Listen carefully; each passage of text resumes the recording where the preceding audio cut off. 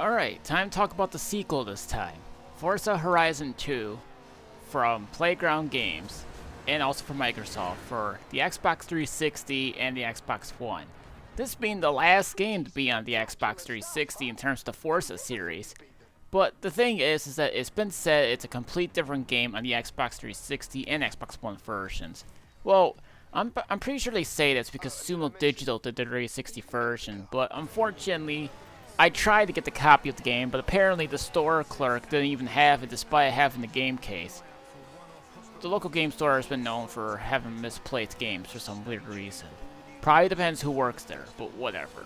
We'll talk about the 360 in a different time, but I'll be focusing on the Xbox One version for the time being. I managed to get this game years ago and the games with gold, but never played it. Hilarious. I think it's a good thing because I was able to get some of the Forza games and games with gold, especially the two motorsport games. But one of them is expensive, it's not the one that I have. But anyways, Forza Horizon 2. Well, plenty of people consider this the worst in the series. Well, this did came out a year after Forza Motorsport 5, so we should take a little bit easy on this one. Maybe. But this all depends. Let's talk about this. So, you still have your racing and whatever. You have your expansion packs. Unfortunately, I don't have it because it's been delisted, so I can't talk about them. Just like the first one, unfortunately. But I will talk about some stuff when it comes to this game. Well, the first thing we should talk about is the world. It's a little bit bigger than the last one. This one also has over 300 roads. Yeah, that's right. So they're going a little bigger. And you'll be seeing this in the rest of the series. The game itself has you drive and you compete against other players. Well, computers, I should say. Not against other players. Just like the first game, this game's servers have been shut down, but doesn't mean you can't play it. Don't worry, I promise you. The game has some brand new stuff. Now, you still have your billboards, which, yeah, it's this discount stuff, but there is a huge difference. They now have XP billboards, which you can gain level, but they all have their own variations. It could be slow, it could be lower level, it could be a higher level. But some of them can also be challenging because you have to do like leaps of jumps in order to grab such thing. So that's just something to keep in mind as it comes to Forza Horizon 2. There's also a bucket list where you can complete challenges.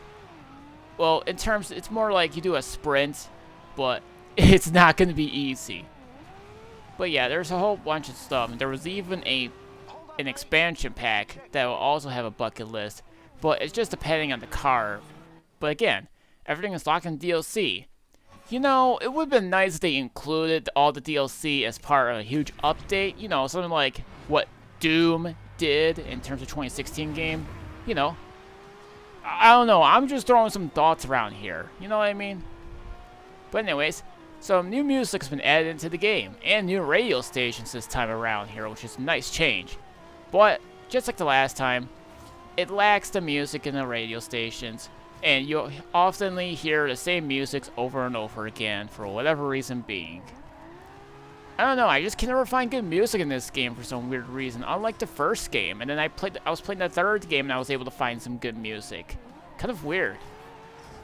Now, just like the last game, you do compete against air balloons and airplanes, but this time you also compete against a train. Yes, you heard that right. You can race against a train. But there doesn't seem to be that much. But there are some changes in this game as well. For example, there is off-road racing this time, which is new to the series.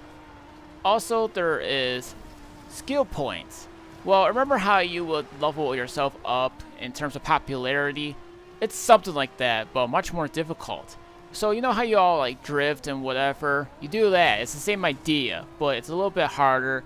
And you have to use a certain amount of skill points in order to acquire some of them. They give you more points, or maybe it'll give you a little bit faster in terms of earning the skill points itself. It just depends what you're doing. And if you do go into a collision, you're just going to lose all the points, so nothing to gain. There's also championship racing. They all depending on the cars. And once you do that, you just compete against like probably like 4 of the racing, and then that's it. Then you do this Horizon trip. I don't know why, but doing such thing will give you a ton of experience, and that's fine for what it is. Oh, and did I mention something? You can still level your own player, but the only thing is that when you level up, you get a wheel spin. You can win money or cars, and that's about it. And each time you keep leveling up, you'll probably gain like a different rank. They're the same thing like a wristband, kind of like how the first game works, but different. It doesn't by all means with the wristband stuff you upgrade to race more tracks. I don't know what it is, but it's just there. Also, just like the last game, you can find barns, but this time they're actually far more difficult than the last game. They added in by 1 barn than opposed to 9, so now it's 10 barns instead. But yeah, they're much harder to find this time, which is a pain in the butt. But you'll see what I mean. They're really hard, and there are some cars that might just surprise you. And just like the last one, you have to wait till it repairs. There's also a car meet, but apparently when I'm reading it said it's an online thing. I can't talk about because the server shut down, so nothing I can say about that one. Oh, and after you complete all of these championships, then you can compete against the longest race in the world. It takes like 15 to 20 minutes to complete. I think it just depends on the car that you use. Well, that's about it. And then I guess after that, the guy chooses what type of race you guys compete in. But yeah, there's a lot to do in this game, which I'll admit. But that's about what I can say about this game. It was an early Xbox One game, which I will give credit. But I felt like the music department could have been better. But considering it was one of the biggest worlds in the game than the first game, you can find some places to explore and take down some billboards if you really have to. Keep your eyes peeled because it can easily be missed if you're not too careful in seeing. But don't worry, the map's got you covered, and they will tell you that you'll miss one if you happen to pass it. But don't worry, you can always set up a custom waypoint if you really want to get it. Trust me, you're going to want the experience, so that way you'll be able to get more money or maybe free cars, but that really all depends on your taste.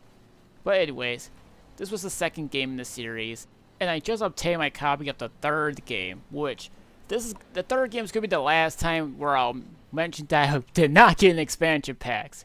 But the 4 and 5 I managed to get the expansion, so don't worry. I'll cover those at some point. But we're going to deal with the third game the next time and talk about Forza Horizon series. But would I talk about motorsport? I'll definitely will, but it really depends how I'm feeling at the time right now. But that's all I'm going to say. Then I'll see you next time.